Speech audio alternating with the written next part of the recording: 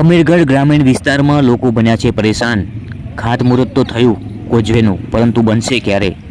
ધસમસતા પાણીના પ્રવાહમાંથી લોકો નીકળવા માટે મજબૂર બન્યા છે। અમીરગઢ તાલુકાના કાકવાડા ગામ નજીકથી પસાર થતી બનાસ નદીના કિનારે વસવાટ કરતા લોકોને ગામમાં આવવા જવા માટે બનાસ નદીના પટમાં વહેતા પાણીના ધસમસતા પ્રવાહમાંથી પસાર થવા મજબૂર બનવું પડ્યું છે। જો કે આ સ્થળે લોકોની રજૂઆત બાદ સરકાર અને તંત્ર દ્વારા કોઝવે બનાવવા માટેની મંજૂરી મળી હોવાથી અગાઉ ખાતમુહૂર્ત પણ કરાયું, પરંતુ હજી સુધી કોઝવે બન્યો ન હોવાથી લોકો અને નાના બાળકોને ભણવા માટે અવરજવર કરવી ખૂબ જ મુશ્કેલ બની છે।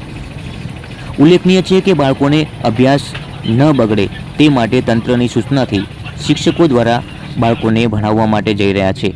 આપ આ દ્રશ્ય જોઈ રહ્યા છો। આ દ્રશ્ય ઉપરથી જ ખબર પડે છે કે આ લોકોને કોઝવેની કેટલી જરૂર છે।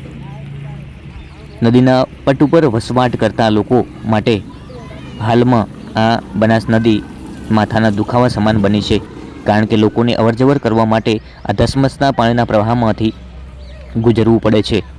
કારણ કે હાલમાં જે પ્રકારના દ્રશ્યો સામે આવી રહ્યા છે, આ દ્રશ્યો છે બનાસકાંઠાના અમીરગઢ તાલુકાના કાકવાડા ગામના ખેડૂતો જે વસવાટ કરી રહ્યા છે નદીના કિનારે, ત્યાંથી લોકોને ગામમાં આવવા માટે આવી તકલીફ પડે છે। રિપોર્ટર વિનોદસિંહ ડાભી।